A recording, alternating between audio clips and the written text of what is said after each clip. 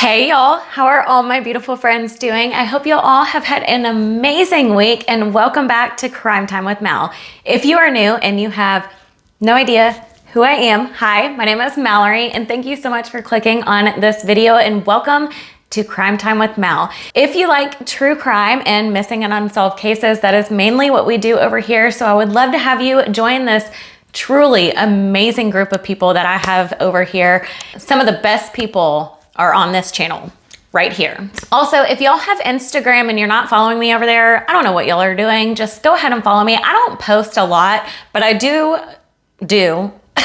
a lot of stories over there. So head over there. I also share like behind the scenes of YouTube, share when my next videos are going out, blah, blah, blah. You'll get the picture. Okay, anyway, so today's video, my lovely, amazing friend, Candace over here in our community suggested this video about Debbie Collier. Now, she suggested it because she knows I live in Georgia. Debbie also lives in Georgia. And y'all, when I looked up this case, I was puzzled, heartbroken, disgusted, shocked, like all the emotions, just confused, all of it just ran through me. And I went on a rabbit hole. As soon as I saw that comment, it was like late at night and my husband's like, "You got the notebook out?" I'm like, "I do." But I'm gonna give y'all a trigger warning right now. It is very gruesome, pretty disturbing. So here it is. If you don't, I'm not gonna show anything gruesome, obviously, because it's YouTube. Also, I'm gonna be holding off on a little speculations right now just because Jeff, Debbie's son, did announce on social media that he would really appreciate the speculations and theories to like die down on social media because it's really hard for him to see, which I completely understand. So I'll kind of give my thoughts, but as of speculation and theories, I'm gonna respect Jeff. To be honest with you, I'm gonna respect Jeff and I'm just going to kind of tone that down and just spread awareness about Debbie's case because nobody has been named a person of interest nor a suspect.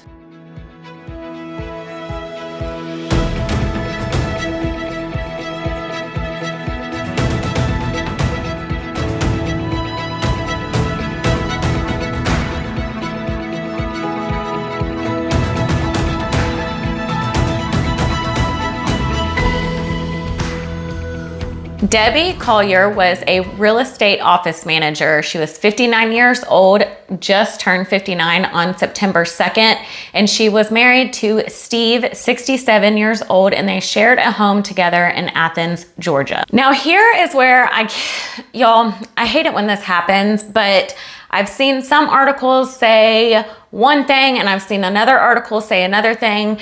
So I'm just gonna let y'all know on September 10th, one article says that Amanda Bearden, 35 years old, who is Debbie's daughter, got a strange Venmo from her and then tried to call her. And then another article says that they reported her missing after the Venmo. So I'm not too sure about that, but here's what we do know. On September 10th, Amanda received a very strange Venmo from her mother. It was in the amount of $2,385 with a very strange cryptic message that read, "They aren't going to let me go. Love you. There is a key to the house in the blue flower pot by the door."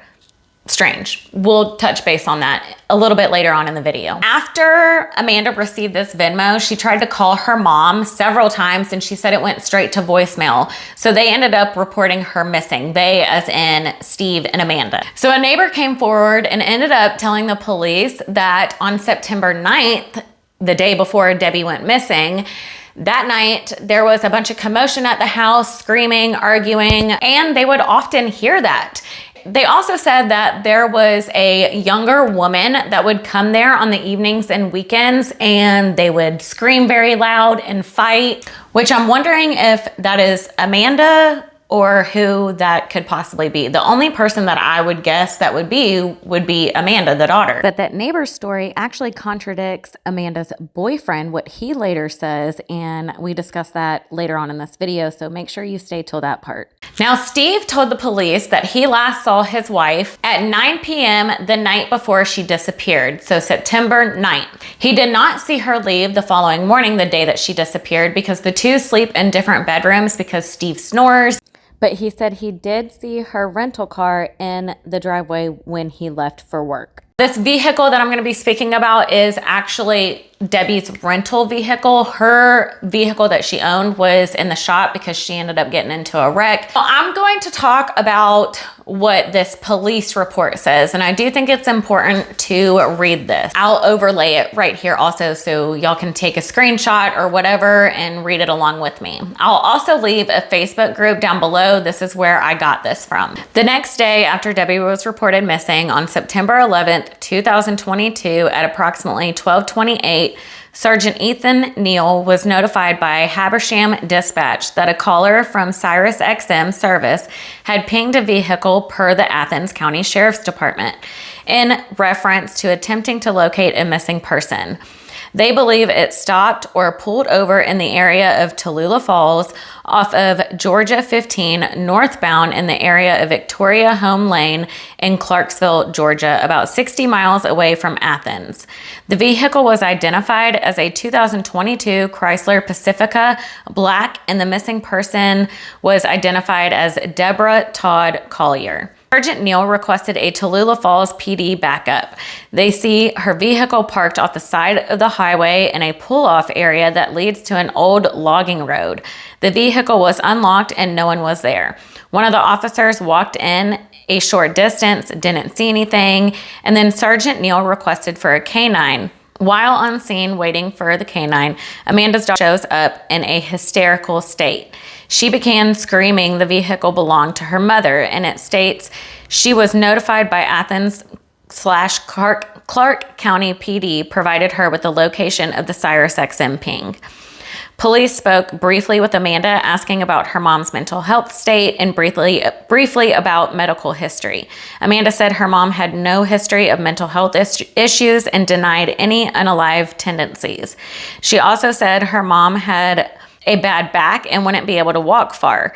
Canine police arrived and they go into the woods and find a red tote bag laid on its side near an uprooted tree. At the root ball of the tree, Sergeant Neal noticed what appeared to be the remains of a fire. As he approached the fire, he looked further down an embankment and saw what appeared to be a potentially burnt blue tarp. Then he noticed a nude female laying on her back, grasping a small tree with her right hand. Sergeant Neal approached her and noticed she was deceased and identified as Debbie. She said her remains apparently appeared burned with what looked like charring to her abdomen. They made the appropriate calls for assistance and established a crime scene at 3:06 p.m. using crime scene tape around the immediate area of the vehicle and back. Somebody took my whole world from me. Started going to all the different places that I thought she would go, like Walmart, Ulta. I mean, I drove around for at least 2 hours. Immediate hysterical. I'd never been through this before. Now, there's a ton of rumors and speculation going on, so I'm really just going to try to stick to facts here in this case, but it is super odd. Now, this is what is really puzzling to me. Debbie was seen on September 10th, right before she went missing, at a Family Dollar store in Tallulah Falls, just miles from where she was found. Now, from the Family Dollar cameras and surrounding businesses, law enforcement said that it appeared that Debbie was alone, and the footage captured Debbie walking into the Family Dollar at 2:55 p.m. and then her leaving at 3:09 p.m. She seemed pretty calm. She didn't seem like she was in fear, and she was seen purchasing a rain poncho, refillable torch lighter, a 2-pack roll of paper towels, a blue tarp, and a red tote bag. All of which, most of those items, at least they were similar, were found where Debbie was found, just uphill from her remains. So from 3:09 p.m. on September 10th to Sunday, September 11th at 12:44 when Debbie was found, there's no trace of Debbie. Where was she in those hours? And why was she seen purchasing those items? Was she forced to purchase those items? Now, the Venmo was sent at 3:17, so not long after Debbie walked out of that Family Dollar, she sent that money to her daughter. And that's another thing, this message, I'm real confused about this message and why, if those were Debbie's final words, why she would choose that. I did want to show y'all a picture of Debbie and Steve's house. This is their house, and I see right out front 3 blue flower pots, just right there visually that I can see. So if Amanda didn't know where the spare key was, which blue flower pot is she supposed to know? I guess she's just supposed to open all of them or tip over all of them. And the neighbors, they said that they heard arguing the night before on September 9th coming from their house. And apparently this is what I have heard. Amanda came back home with her boyfriend, who we will discuss in just a minute, from Maryland. Like, they moved back from Maryland just 2 days before Debbie disappears. I also want to bring this to y'all's attention to see what y'all think, but this is a clip from a news article, and it says her daughter, Amanda, told the cops that Debbie, whose car was in the shop, had left her home with only her driver's license and a debit card. Now, this is, again, according to a news station. Now, news station gets it wrong all the time, but let me show you this. Now, as you can see, circled here in red, as you can also see in the video surveillance that I played for y'all earlier, this is Debbie's purse. So, like this person stated, why would she say that she only left with just her debit card and license when clearly Debbie has her purse? And I'm wondering if her purse or her phone was ever found. Now, Georgia authorities just recently served a search warrant on Amanda's home. Yes, Amanda, the daughter. This was one of several search warrants that were served, and authorities are not releasing copies of those search warrants just yet, just because it is an active investigation. And Habersham County Sheriff's Office also has not released any person of interest, any suspects, and they have not disclosed what or if they found anything at Amanda's home. Now, Amanda and Steve, one of them, said to law enforcement that the only thing Debbie took with her when she did leave was her driver's license and her credit card. Now, I'm assuming they said this because when they looked through Debbie's stuff, they found her purse, but noticed that her driver's license and her debit card was missing. But hold tight with me on that, because first I want to mention something, and I'm going to mention this because I know if I do not, I will get comments down there that I'm not saying the whole truth and everything about this case. So I'm just going to go ahead and mention. Amanda is actually pretty well known by the police department in her hometown of Athens. She has a record of DV calls against men with whom she was romantically involved with. She had an obstruction charge in 2008 related to a domestic call from her apartment after she successfully completed the 6-month pretrial intervention program for, I guess, substance abuse. Police found her with a scratch on her face, and neighbors said that there was a man beating up a female inside that apartment. Investigators actually determined that that injury was an old injury, and they did not find any fresh injuries on Amanda. But then a witness came forward and said that Amanda had been coming in late, and when she would come in, she would have bruises on her body. So then investigators did end up arresting Amanda's boyfriend. She also faced 2 charges back in 2012 in June and November for criminal trespassing and allegedly battering a different ex-boyfriend. Then in 2021, police ended up charging her for falsely reporting a crime, but later on that charge was eventually dropped. And now she is in an on and off again relationship with a former MMA fighter named Andrew Gurich. Now, these two also have DV charges against one another. On September 4th, 2021, at this time, Andrew has a no contact order in place with Amanda, but he shows up to Amanda's house and claims that Amanda has been stealing at least $500 a week from his account. Now, when they were together, he gave Amanda access to his account, and from then, she's been allegedly stealing from him. She's still been taking money from my card.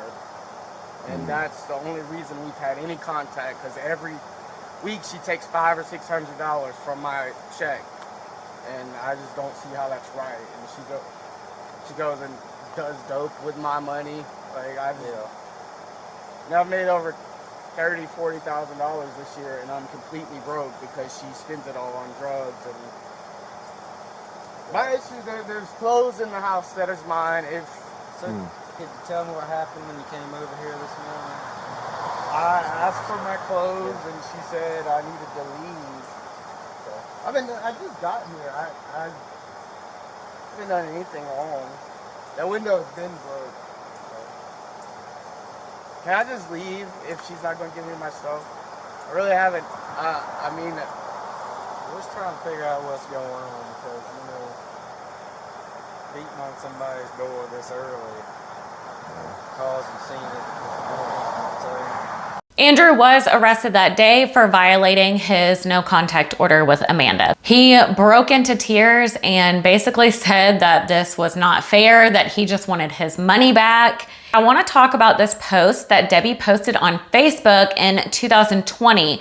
She has also posted a lot of posts about DV situations, and it seems like she's very passionate about this topic. But this picture has been floating around social media of her bruised up face. She claims in this post that she fell and ate the sidewalk. Now, a lot of people are questioning that, and people think that that's not actually what happened. I did show this picture to a couple of my friends, and some of them said, yeah, it kind of looks like a punch. And then a lot of them said, which I kind of agree with, if you see the progression of these pictures, if you've ever ate the sidewalk, this does kind of resemble like road rash right there. But I don't know. What do y'all think about that? Please be respectful down in the comments below. If you're not, I hate to do it, but I will delete your comments. This channel, I want it all to be respectful, no hate being spread, no drama. That's that. And actually, the police department did confirm that there have been no calls made to their house, no calls made about Steve or Debbie involving DV. There have been nothing revolving them around calls from the police. Investigators also recently just came out and said that they have evidence that does not support a kidnapping nor an unalive attempt. So they've already said that's not what we are looking at. So that makes me wonder why Debbie was in that Family Dollar purchasing all those items. Was she taking it to a homeless camp? Was she taking it to like a Habitat for Humanity type situation? Why was she purchasing these items, and why were they found burnt with her body not far from it? And they are treating this case as a homicide. Now, this guy from the New York Post article that I read, they did not use his name because he specifically requested for his name not to be used, but he's talking about him being Amanda's boyfriend. So I'd be very curious if this was Andrew or if this was somebody else. On that note, I do want to say that it really makes me think that this is Andrew talking in this article, because this picture was taken on Friday, September 23rd, and this is Andrew and Amanda at their house, or her house, in Athens, Georgia. So looks like they're back together to me, allegedly. But this person is saying that now the family feels like they're being treated as a suspect, and they're very upset about this. All their phones have been confiscated by police. He says that the police have interrogated every single one of them, and he said that the people that are closest to Debbie are being treated as suspect. Now, let me just say, yes, the people closest to a victim are going to be treated as suspects until they can clear your name. Law enforcement is just doing their job here. I'd be concerned if they weren't looking at the people closest to Debbie. You know what I mean? I mean, this person has to understand that this is a part of the process. You are going to be looked at just because you are close to a victim that was found partially burned. He said that it's weird and that he feels like they have leads, but they're just not going to tell him. And yes, they're not going to tell them anything. You know what I mean? I don't know. I just got a really weird feeling about that part. And that's when he said that him and Amanda had recently, just 2 days before Debbie went missing, had moved back from Maryland, and that they were just waiting for answers and sitting there watching movies, not doing anything, and just waiting to hear back from law enforcement. Now, back to Andrew. He allegedly wrote a note to Amanda's family last year saying, if you or your family ever come near me again, I will hurt them. Don't ever contact me again, basically. So I wanted to mention that as well because I know people are gonna talk about that. Now, I just can't get over that dang Venmo message. Not only did basically Debbie send her daughter all of her money, but that message, that is gonna be the last words to your daughter. I don't know, whenever I'm typing a message, like, I love you is at like the front or the end of a message, and I'm not gonna tell my daughter where the key is and it's under a blue flower pot. I feel like that's her daughter. She would know where the spare key would be, and why waste your last final moments telling your child where a spare key is to the house? Why not say like, hey, tell Steve, tell Jeff this, tell everybody I love them, I'm sorry, I'm trying to get away, but I don't think it's gonna happen. It's just very odd to me. That whole message is just very, very odd. And to be honest, I am not convinced that this was just some random act. For some reason, I just don't think so. Athens to Tallulah Falls is a good hour, if not more. So I don't understand why she was in Tallulah Falls in the first place at this Family Dollar, and then how she got found so close to this Family Dollar. Why? I don't know.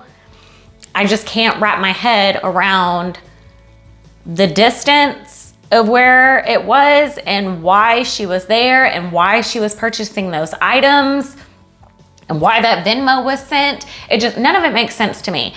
Y'all, please leave me your thoughts and opinions down below, but please, again, be respectful. I know like 99.9% of y'all are, but this is to the 1%. Just please be respectful. Please think about other people before you go typing on your keyboard or your phone. Since the investigation is still ongoing, police department is asking anybody with any information to please call in your tips. No matter how big or small, they really could make a difference in this case. You can call Habersham County Sheriff's Office at 706-839-0559 or George Cason at 706-839-0560. I will keep y'all up to date with this case if y'all want me to, and please don't forget to give this video a thumbs up to help spread awareness. Also, share this video wherever you can, and don't forget to hit that subscribe button if you haven't already. I would love to have you join this amazing group of people I have over here.